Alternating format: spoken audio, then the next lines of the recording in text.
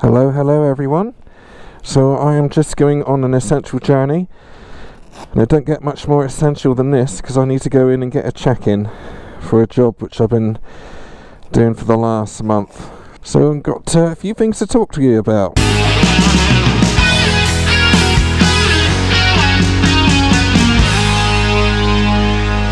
This is going to work this time. Come on, baby. It's better.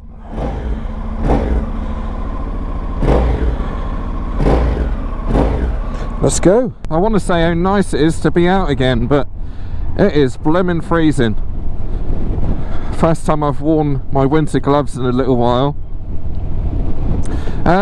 Right, so I nearly brought a VFR800 2002 reg. Well, it's probably a little while ago now, probably 3 weeks ago I reckon. Now I've always been a fan of the VFR. I've never actually ridden one, ironically, but this one come up. It's a lovely red one, and I remember back in sort of 2002 when they launched the 6th generation, when they first come out. They looked absolutely incredible, you know, and they still do now, in my opinion. I reckon if you had a mint VFR and you stuck it in a Honda showroom, I reckon you probably get away with it looking like a new bike. For those who don't know, I just thought I'd come down here and show you that old house there. I don't know anything about the history of it, but that must be 16th, 17th century, I guess, something like that. Yeah, so I saw this VFR and I absolutely fell in love with it, like I did back in 2003, 2004. Absolutely stunning bikes. The reason I like them is because I think those bikes were designed and made before the accountants started running Honda, and they were sort of really good at and come up with some really, funny enough, it's a Honda in front, innovative, if I can say it, ideas. And at the time, it's a V4, as most of you probably already know, bike, and the thought of owning a V4 sounds pretty good to me, and they sound awesome even when they idle, you know. They're just a great sounding bike.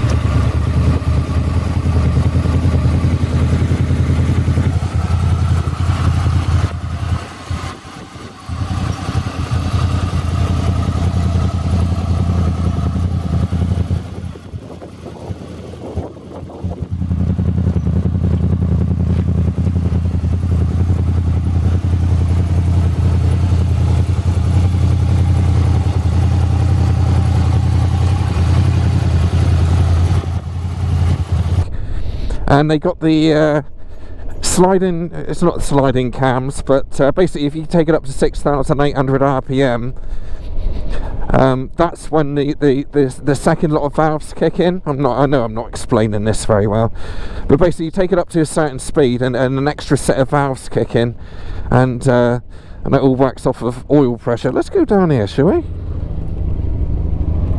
Yeah, extra set of valves kick in, and yeah, it just makes it sound incredible. And like I say, even at idle they sound really good. Another reason I like the VFR is because it's proper old sports bike looks. It's not too chunky, not too big and bulbous like some of the older sport bikes from the 90s and early 2000s.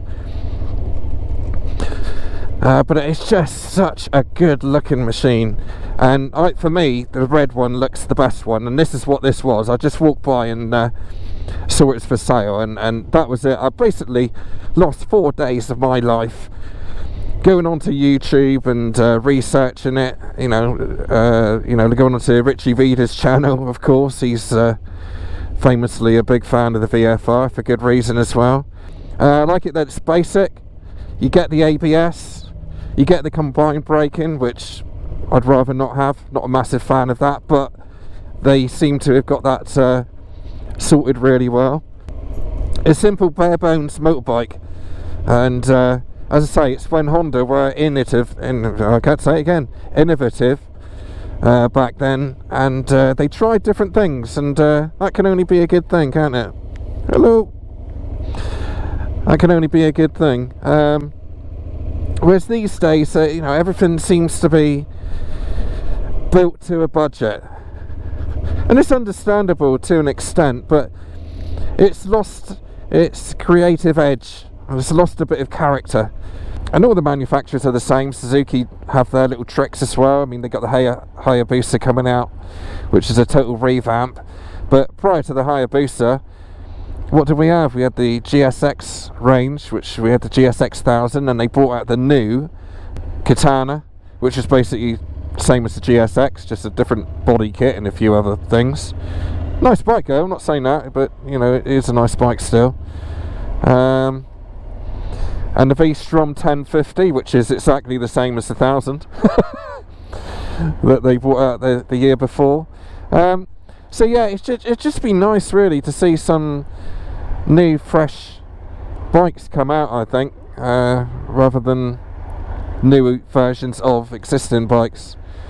But yeah, so anyway, so I'm going on a right old rant here, but yeah, so I lost 4 or 5 days of my life,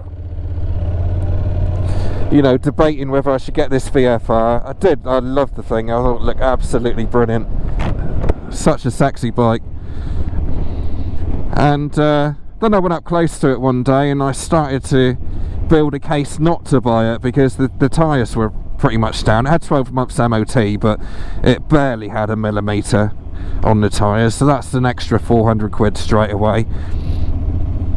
The battery had just been replaced, and so I read into that, and they do have problems with the rectifiers on the VFR, and that's a £300 or £400 job in itself. So you kind of think, well, maybe it's not the battery and maybe it's the rectifier, so it could cost me an extra 800 quid straight away by the time I get the tyres and the rectifier.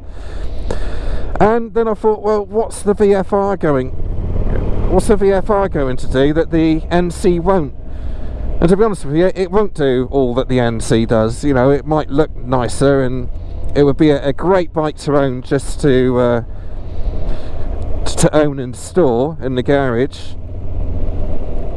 and you know, keep it forever, because they'll be worth a mint one day. I'm sure of it. They're going to become a classic in no time.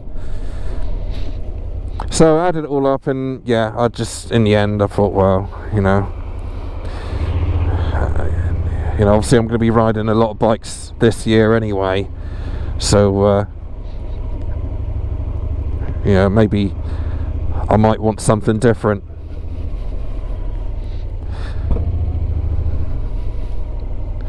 So I didn't buy it in the end, but no, mass respect for anyone who's got a VFR though. They are such nice bikes.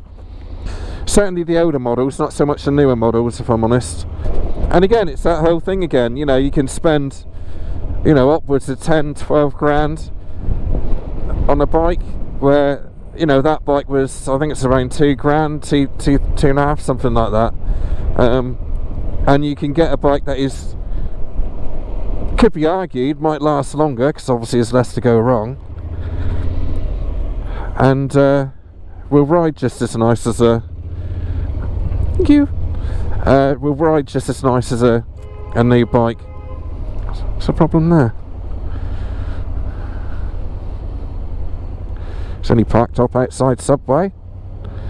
Probably shouldn't be there, but don't matter. Right, yeah, so I didn't go for it in the end, but I must admit, I kind of feel that I would have really liked it. But another thing, and a lot of you watching this have probably got 2 bikes, and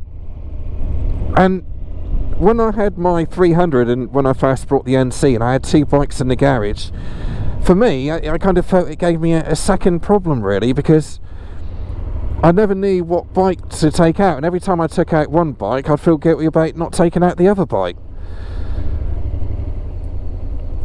So the whole 2 bike thing, or getting an extra bike, which I do want another bike, I want something a bit smaller, which is ironic I fell for the VFR.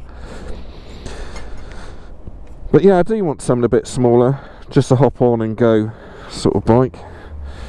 But I'll go in the bank and I'll see you in a minute.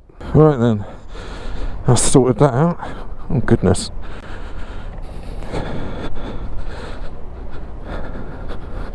Eesh. There's one for Steve Edwards there. Right, so let's get back on the bike. God, it is cold today, folks. So much easier doing your errands on a bike, isn't it? Getting your checks in and pop out B&Q later, get some paint. Yeah, so what's happened while I'm on that getting the paint subject?